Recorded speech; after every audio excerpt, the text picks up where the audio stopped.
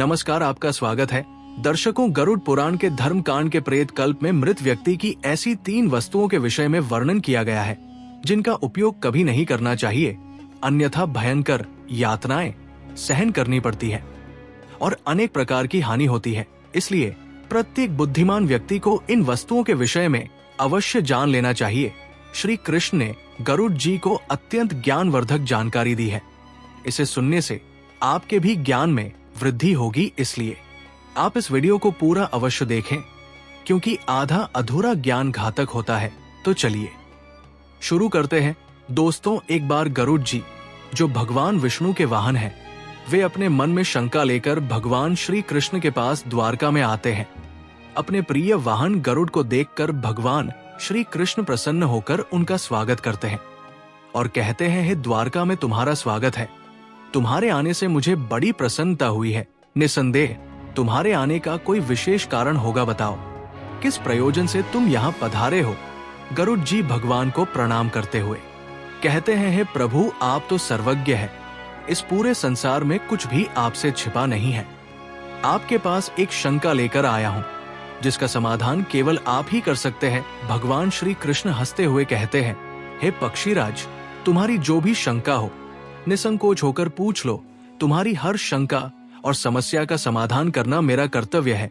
गरुड़ जी गंभीर स्वर में कहते हैं, हे प्रभु, मेरा प्रश्न ये है कि जब कोई जीव मृत्यु को प्राप्त होता है तब वो अपने साथ क्या क्या चीजें लेकर जाता है, और मृत्यु के बाद उस प्राणी से जुड़ी कौन कौन सी वस्तुओं का उपयोग अन्य लोगों को नहीं करना चाहिए।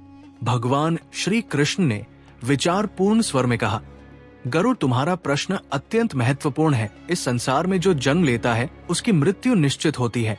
मनुष्य इस संसार में खाली हाथ अवश्य आता है, किंतु जब उसकी मृत्यु होती है तो वो अपने साथ 5 चीजें लेकर जाता है। और ये भी सत्य है कि जीवित मनुष्य को मरे हुए व्यक्ति की 3 चीजों का उपयोग कभी नहीं करना चाहिए। तुम्हारे इन दोनों प्रश्नों का उत्तर देने से पूर्व मैं एक ब्राह्मण और 5 प्रेतों की कथा सुनाता हूँ, जिससे तुम्हारे सभी प्रश्नों का समाधान हो जाएगा।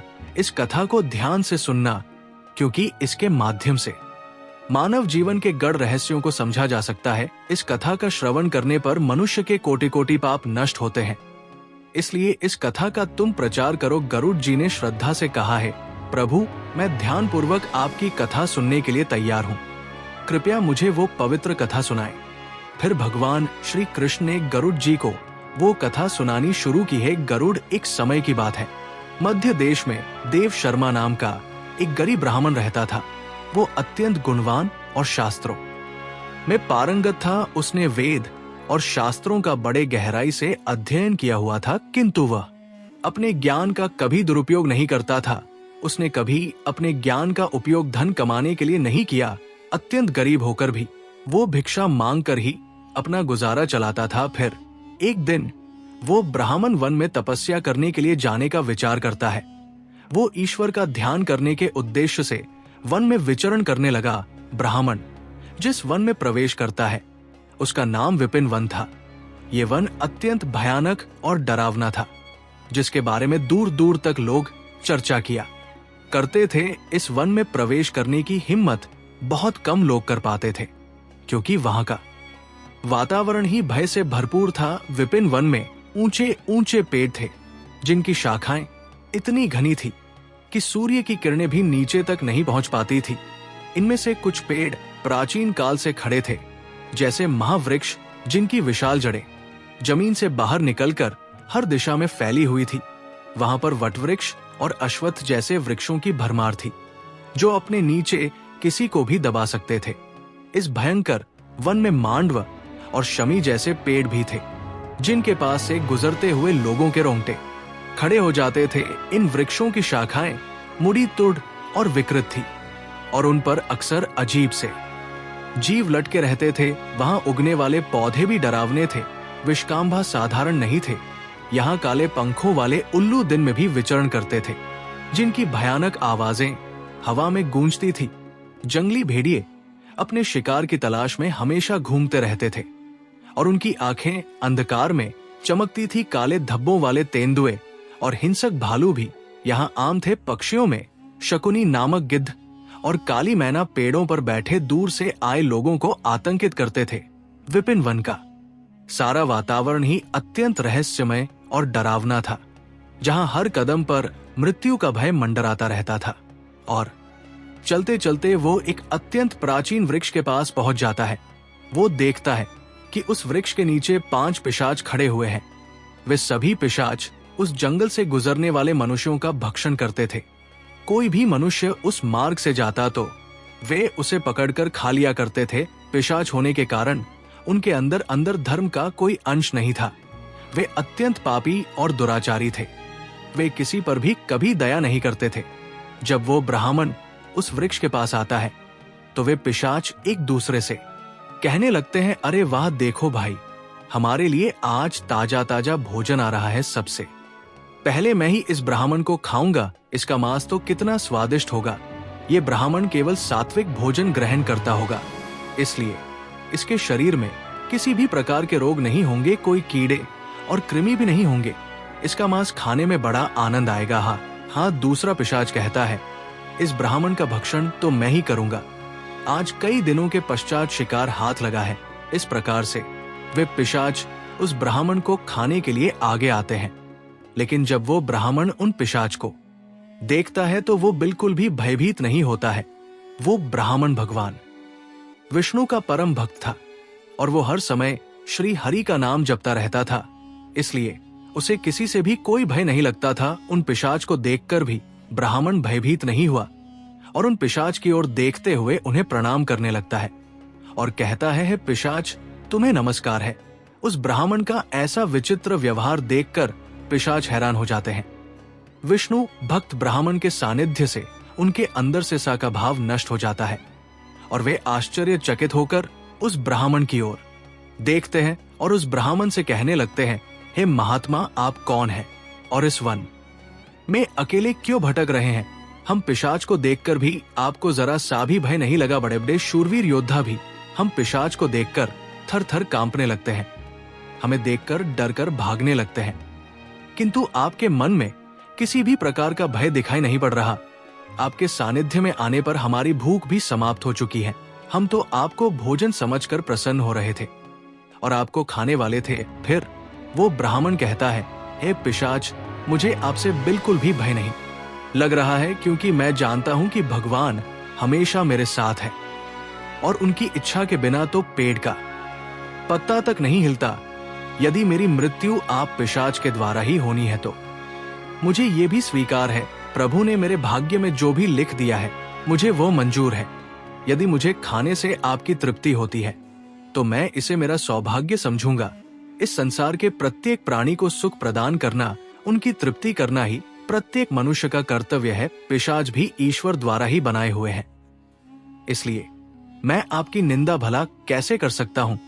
ब्राह्मण के ऐसे वचन सुनकर वे सभी पिशाच आश्चर्यचकित हो जाते हैं और उस ब्राह्मण से कहने लगते हैं, ब्राह्मण देवता, आपके के वचन अत्यंत सुंदर है, जिन्हें सुनकर ही हमारी तृप्ति हुई है। हम आपका भक्षण नहीं करेंगे। कृपया आप हमें बताइए कि आप कौन हैं और किस कारण से आप इस वन में भटक रहे हैं। वो ब्राह्मण कहता है, हे पिशाच, मेरा नाम देव शर्मा है और मैं प्रभु की भक्ति करने के लिए इस वन में उचित स्थान खोज रहा था, किंतु आपको देखकर लगता है कि आप बहुत कष्ट में हैं। मुझे बताइए कि किस कारण से आपको पिशाच बना पड़ा। यदि मैं आपकी कोई सहायता कर सकता हूं तो आप अवश्य कहें, मैं अपने सामर्थ्य के अनुसार आपकी जो भी हो सके मदद अवश्य करूंगा। ब्राह्मण की बातें सुनकर सभी पिशाच सुन्न हो जाते हैं और कहने लगते हैं, हे द्विज श्रेष्ठ, आपको बार बार प्रणाम है। हम सभी पिशाच हमारे पाप कर्मों के कारण ही बने हैं। हमने हमारे पितरों का अपमान किया है, इसी कारण से हमें ये पिशाच योनि प्राप्त हुई है। ना जाने कब हमें इस पिशाच के शरीर से छुटकारा मिलेगा। हमने मनुष्य रहते हुए भी बहुत पाप किए थे और पिशाच बनकर तो हमने अनगिनत पाप किए हैं। कितने ही निर्दोष मनुष्यों और प्राणियों को हमने मारकर खाया है। इसीलिए हमें ऐसा लगता है कि हमें कभी पिशाच योनि से मुक्ति नहीं मिलेगी। फिर ब्राह्मण कहता है, पिशाच, मैं आपकी व्यथा को समझता हूं, कृपया आप मुझे बताइए मैं किस प्रकार से आपको मुक्ति दिला सकता हूं। मैं मध्य देश में रहने वाला देव शर्मा ब्राह्मण हूं। मैंने अनेक तप, व्रत और उपवास किए हैं। इसलिए आपकी मुक्ति के लिए भी यदि कोई व्रत उपवास हो तो मुझे बताइए, वो मैं अवश्य करने का प्रयास करूंगा। ब्राह्मण की बात सुनकर उन पिशाच को समझ में आ जाता है कि ये ब्राह्मण तो उनका ही पुत्र है। वे पिशाच उस ब्राह्मण के दादा परदादा है जो पाप करने के कारण पिशाच बने हुए हैं। श्री कृष्ण कहते हैं, हे गरुड़, इस प्रकार से उन पिशाच को तय हो जाता है कि वो ब्राह्मण उनका ही वंशज है। फिर वे सभी पिशाच अपने अपने पाप कर्मों के विषय में बताने लगते हैं। पहला पिशाच, जिसका नाम ऊंची था, वो आगे बढ़ा। उसका शरीर मांस और खून से सना हुआ था और उसकी आंखों में अधर्म की अग्नि जल रही थी।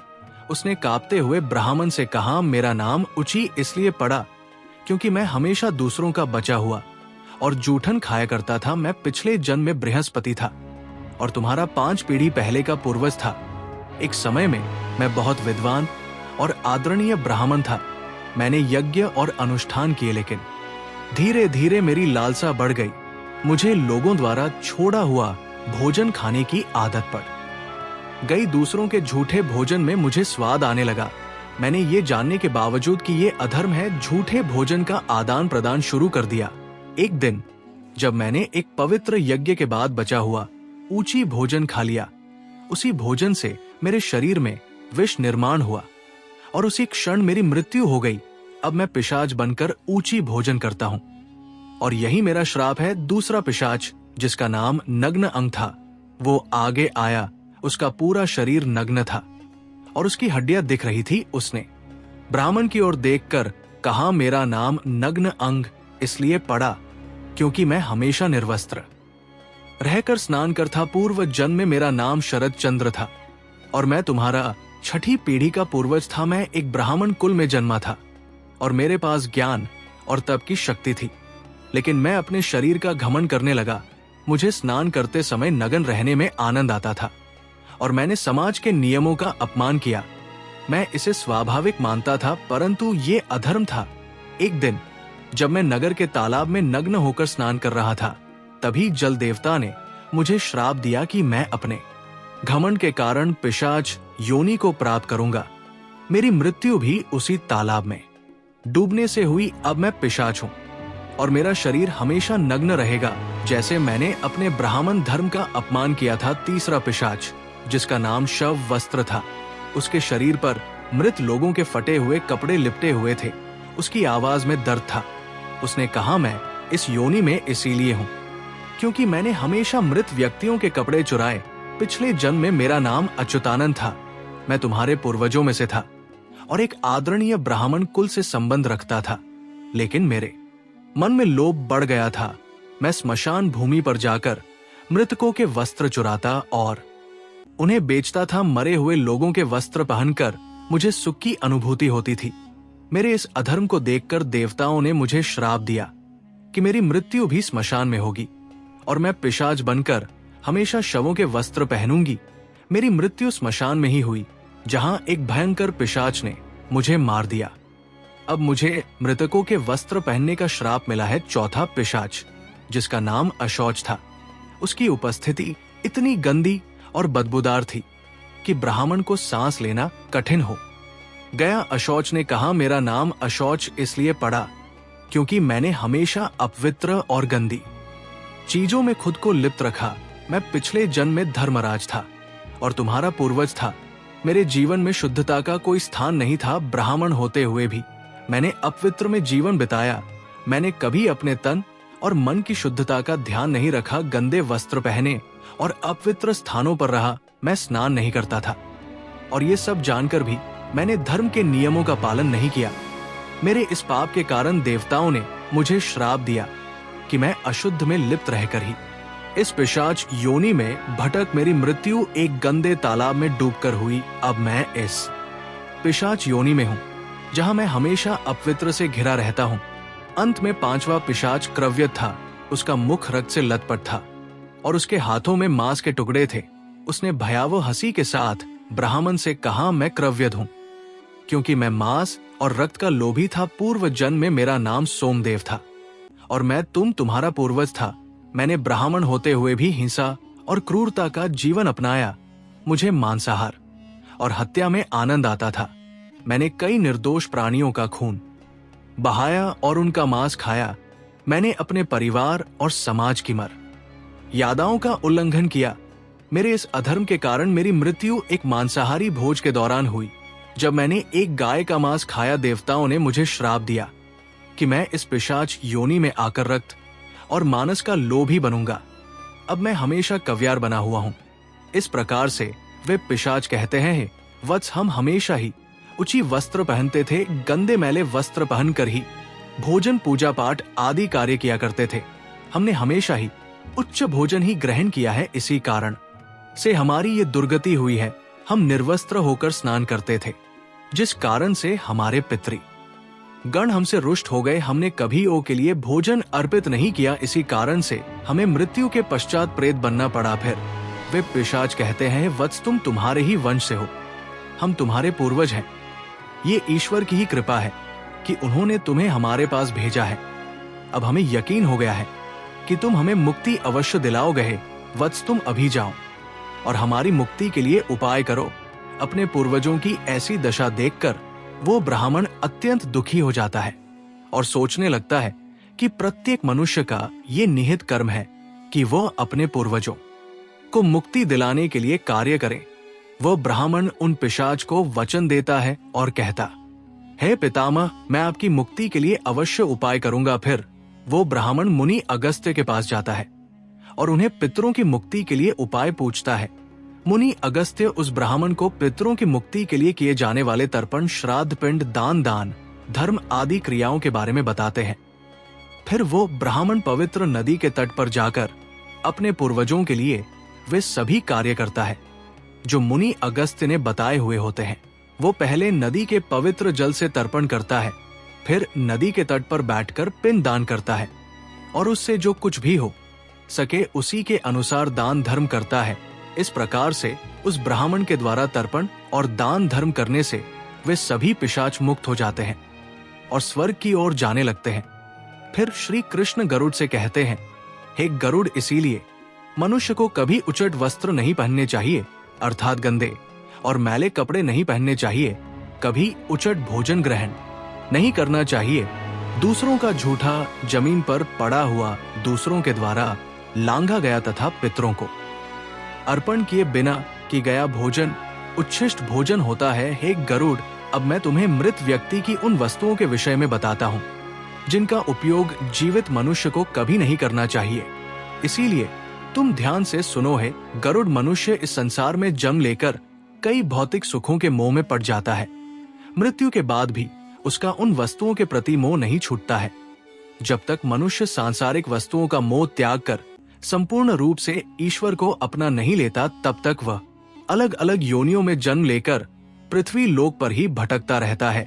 कभी कभी ये मोह इतना अधिक होता है कि वो मृत्यु के बाद भी इसी पृथ्वी लोक पर भ्रमण करता है, अर्थात वो प्रेत योनि धारण करता है। यदि किसी मनुष्य की अकाल मृत्यु हो जाती है तो वह भी प्रेत योनि में चला जाता है और प्रेत बनकर वो अपने ही परिवार के लोगों को दुख देने लगता है। कई बार मनुष्य अपने मृत परिजनों की वस्तुओं को उनकी याद में अपने पास रख लेते हैं या उनकी वस्तुओं का उपयोग भी करने लग जाते हैं। लेकिन मनुष्य को मृत व्यक्ति की कुछ वस्तुओं का उपयोग कभी नहीं करना चाहिए, क्योंकि इन वस्तुओं के साथ उस मृत व्यक्ति की ऊर्जा जुड़ी हुई होती है। उस मृत व्यक्ति का उन वस्तुओं के प्रति मोह बहुत अधिक होने के कारण वो मृत्यु के बाद भी उन वस्तुओं से जुड़ा रहता है और यदि कोई इन वस्तुओं का प्रयोग करता है तो उसे कई परेयों का सामना करना पड़ता है। वो मृतात्मा उसे कई प्रकार से कष्ट देने लगती है। इसलिए किसी भी मनुष्य को मरे हुए व्यक्ति की चीजों का इस्तेमाल कभी नहीं करना चाहिए। मनुष्य चाहे तो उन वस्तुओं को संभालकर अपने घर में रख सकता है अथवा उन चीजों को नदी के जल में प्रवाहित कर सकता है, लेकिन भूल से भी उनकी वस्तुओं का इस्तेमाल नहीं करना चाहिए। उस मृत आत्मा की शांति के लिए मनुष्य उस व्यक्ति की प्रिय वस्तुओं का दान करता है तो ये बहुत ही शुभ होता है। सबसे पहली वस्तु है मृत व्यक्ति के कपड़े। मृत व्यक्ति के कपड़ों का कभी भी इस्तेमाल नहीं करना चाहिए, उन्हें भूल कर भी पहनना नहीं चाहिए। ऐसा करने से मृत व्यक्ति की आत्मा उस व्यक्ति से जुड़ जाती है जो इनका इस्तेमाल करता है। मृत व्यक्ति की यादें उस व्यक्ति को सताने लग जाती है जो उनके कपड़ों का इस्तेमाल करता है, जिस कारण वो व्यक्ति मानसिक और शारीरिक रूप से कमजोर हो जाता है। उस व्यक्ति को अपने मृत परिजन की ऊर्जा का एहसास भी होने लगता है। इसलिए मृत व्यक्ति के कपड़े कभी भी नहीं पहनने चाहिए। मृत व्यक्ति के कपड़े हमेशा दान कर देने चाहिए, जिससे उसकी आत्मा को शांति प्राप्त हो जाती है। दूसरी चीज है मृत व्यक्ति के गहने। मृत व्यक्ति के गहने भी उसके कपड़ों की तरह ही उसकी ऊर्जा के स्रोत होते हैं। मृत व्यक्ति का अपने गहनों से लगाव कपड़ों से भी कई गुना ज्यादा होता है, क्योंकि प्रत्येक व्यक्ति गहने खुद को सुंदर प्रतीत करने के लिए पहनता है। लेकिन जब व्यक्ति की मृत्यु हो जाती है और उसके गहने कोई दूसरा व्यक्ति पहन लेता है, तब मृत व्यक्ति की आत्मा असहज महसूस करने लगती है। वो आत्मा उस व्यक्ति को परेशान करने लग जाती है। आत्मा मोक्ष की राह पर ना जाकर इसी मृत्यु लोक में अपने ही परिजनों को परेशान करने लग जाती है। इसलिए मृत व्यक्ति के गहनों का कभी भी इस्तेमाल नहीं करना चाहिए। व्यक्ति की मृत्यु के बाद उसके गहनों को गलाकरों की माला ही उसके जीवन भर के पुण्य की कुंजी होती है। मृत्यु के बाद व्यक्ति की माला को कभी जीवित मनुष्य को धारण नहीं करना चाहिए। उसकी माला को पवित्र नदी के जल में प्रवाहित कर देना चाहिए। पवित्र नदी उस मृत व्यक्ति के सभी पुण्य को बहाकर स्वर्ग में ले जाती है। श्री कृष्ण कहते हैं, एक गरुड़ मृत्यु के बाद मनुष्य अपने साथ केवल अपने पाप और पुण्य लेकर जाता है। सभी भौतिक वस्तुओं को यहीं पर छोड़ देता है। इसलिए उसे कभी उन वस्तुओं के प्रति अत्यधिक मोह नहीं करना चाहिए। श्री कृष्ण कहते हैं, हे गरुड़ मृत्यु के बाद आत्मा के साथ कुछ ऐसी चीजें होती हैं जो अगले जन्म में भी साथ जाती हैं। ये चीजें आत्मा के कर्म और इच्छाओं से जुड़ी होती हैं। अब मैं तुम्हें उन 5 बातों के बारे में विस्तार से बताऊंगा। भगवान श्री कृष्ण कहते हैं, कामना वह पहली चीज है जो आत्मा के साथ मृत्यु के बाद भी रहती है। मनुष्य की कामनाएं उसे नया शरीर धारण करने के लिए प्रेरित करती है। कामना एक ऐसी शक्ति है जो आत्मा को लगातार नए शरीर की खोज में लगाए रखती है। जब एक व्यक्ति की मृत्यु होती है तो उसकी इच्छाएं उसके साथ जाती है और ये इच्छाएं उसके नए जन्म में पुनः कार्य करती है। कामना को एक प्रकार की चंचल ऊर्जा माना जाता है जो आत्मा को सांसारिक जीवन के चक्र में बांधे रखती है। अगर मनुष्य अपनी सभी इच्छाओं का त्याग कर देता है तो उसे मोक्ष की प्राप्ति हो सकती है। इसीलिए कहा गया है कि मृत्यु के समय अपनी इच्छाओं का त्याग करना अत्यंत महत्वपूर्ण है। जो लोग मृत्यु के समय अपनी इच्छाओं को साथ लेकर जाते हैं उन्हें पुनः जन्म लेना पड़ता है, क्योंकि उनकी कामनाएं उन्हें अगले जीवन के लिए प्रेरित करती हैं। श्री कृष्ण कहते हैं, वासना कामना का ही एक उन्नत रूप है। वासना वह है जो मनुष्य को इंद्रियों के सुख और भोग की ओर आकर्षित करती है। ये एक ऐसी लालसा है जिसका कोई अंत नहीं है। मृत्यु के समय भी अधिकांश लोग वासना से मुक्त नहीं हो पाते हैं। ये वासना सांसारिक वस्त्रों, धन, परिवार और भोगों के प्रति आकर्षण को बढ़ाती है। वासना इतनी शक्तिशाली होती है कि ये मृत्यु के बाद भी आत्मा के साथ रहती है। वासना का उदाहरण विष्णु पुराण में राजा भरत की कथा में मिलता है। राजा भरत ने एक हिरण के बच्चे से अत्यधिक प्रेम किया और उनकी वासना इस बच्चे के प्रति इतनी प्रबल थी कि मृत्यु के समय भी वे उसी हिरण के बारे में सोचते रहे। परिणाम स्वरूप उन्हें अगले जन्म में हिरण की योनि प्राप्त हुई। ये दिखाता है कि वासना आत्मा को बंधनों में बांधे रखती है। मन की शांति और ज्ञान से ही वासना से मुक्ति मिल सकती है। श्री कृष्ण आगे कहते हैं, कर्म मनुष्य की सबसे महत्वपूर्ण धरोहर है जो उसके साथ मृत्यु के बाद भी जाती है। मनुष्य जीवन में जो भी कार्य करता है, अच्छे या बुरे, वे कर्म उसके अगले जन्म में फल देते हैं। मृत्यु के समय आत्मा द्वारा किए गए सारे कर्मों का लेखा जोखा होता है। अगर किसी व्यक्ति ने अच्छे कर्म किए हैं तो उसे परलोक में सुख और शांति मिलती है और अगले जन्म में भी उसे समृद्धि प्राप्त होती है। वही अगर उसने बुरे कर्म किए हैं तो उसे नरक या दुखदायी जीवन की प्राप्ति होती है। यही कारण है कि हमारे धर्म शास्त्रों में कर्म को अत्यधिक महत्व दिया गया है। कर्म की गति इतनी अद्भुत होती है कि ये 7 जन्मों तक आत्मा का पीछा करती है। इसलिए मनुष्य को सदैव पुण्य कर्म करने का प्रयास करना चाहिए। भगवान श्री कृष्ण चौथी चीज के रूप में कर्ज का उल्लेख करते हैं। वे कहते हैं, कर्ज एक ऐसी वस्तु है जो मृत्यु के बाद भी आत्मा का पीछा करती है। यदि कोई व्यक्ति जीवन में किसी से आर लेता है और उसे चुकाए बिना मर जाता है तो वो कर्ज अगले जन्म में भी उसके साथ रहता है। कर्ज आत्मा पर एक प्रकार का बंधन बनाता है और जब तक ये चुकाया नहीं जाता आत्मा इससे मुक्त नहीं हो सकती। मृत्यु के बाद उस आत्मा को परलोक में कर्ज चुकाने के लिए भी दंड दिया जा सकता है। पुनर्जन्म में कर्ज के कारण व्यक्ति को शारीरिक या मानसिक कष्ट झेलना पड़ सकता है। इसीलिए धर्मशास्त्रों में कहा गया है कि जीवन में लिए गए सभी आरों को चुका कर ही मृत्यु की ओर बढ़ना चाहिए, ताकि आत्मा अगले जन्म में इस बोझ से मुक्त हो सके। अंत में भगवान श्री कृष्ण गरुड़ जी को भक्ति का महत्व बताते हैं। वे कहते हैं, भक्ति वह पवित्र मार्ग है जो आत्मा को ईश्वर से जोड़ता है। जो व्यक्ति सच्चे मन से भगवान की आराधना करता है उसकी आत्मा मृत्यु के बाद भी उस भक्ति का फल प्राप्त करती है।